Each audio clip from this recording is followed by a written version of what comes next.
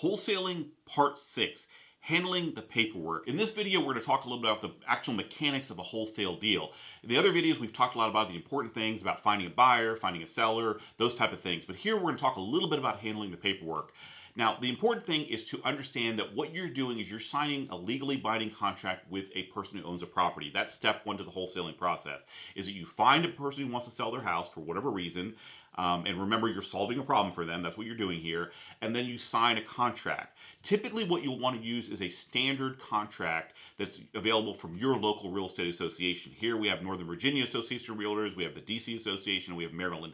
And they all have their own contract, and they're specific to their jurisdiction. This contract is meant to be as fair as possible. It's meant to protect both sides in the transaction. So that's why I feel like it's a really good contract to use, especially when you're first starting out. The advantage of this contract is it's not threatening to either party. When you approach a seller who doesn't really know about real estate that much, they just want their problem solved and their property gone, and you tell them you're using a standard contract, they're not going to be as put off. If you have a very specific contract that was drawn up by a lawyer, it looks very legal, it's 25 pages, they're going to probably back off a little bit, maybe want to get a lawyer to look at it. That's going to slow down the entire process. And I can tell you, having gone through this a lot of times, is that all lawyers do is find problems. They figure out ways to kill the deal. So you want to try to avoid that unless you absolutely need to.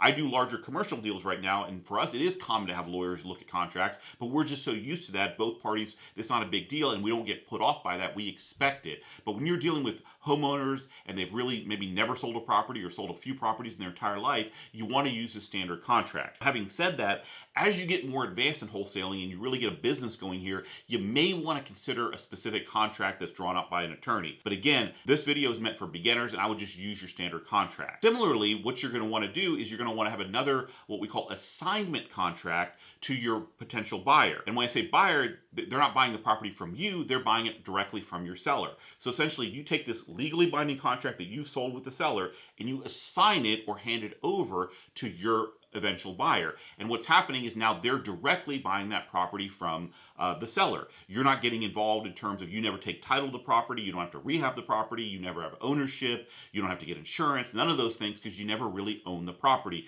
You're just assigning that contract. What you're going to want to have is, again, a standard assignment contract. Most real estate associations have that assignment contract. Here's an area, however, you may want to get an attorney involved, even initially, to have a very solid assignment contract, because the people you're going to be assigning it to are professionals. They're typically rehabbers, they're investors, and they're used to dealing with paperwork like this, and they're not going to be as put off. You want to make sure that that assignment contract is as rock solid as possible, so you don't have any issues of that person trying to back out. The other thing you're going to want to do with your paperwork is have a title company that you work with.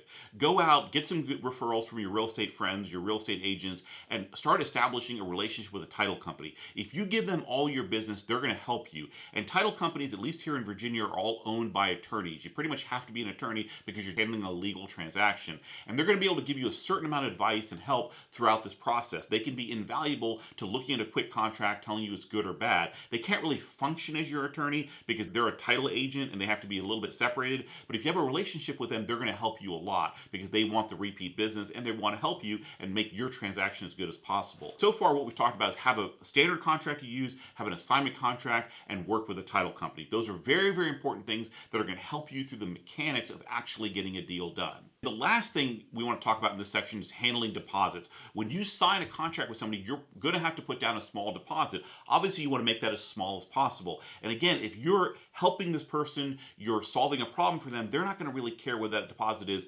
$1,000 or $100,000. They're just going to want to get the problem solved. And as long as you build that trust with them, that's not going to be a big issue. Now, what you do want to do is the deposit you're taking from your seller, you want to make sure that's equal to or bigger than the deposit you have that you've put down. What can happen in this situation is that you don't even actually have to sometimes put the deposit down because your contract you're signing says you have X number of days to put a deposit down.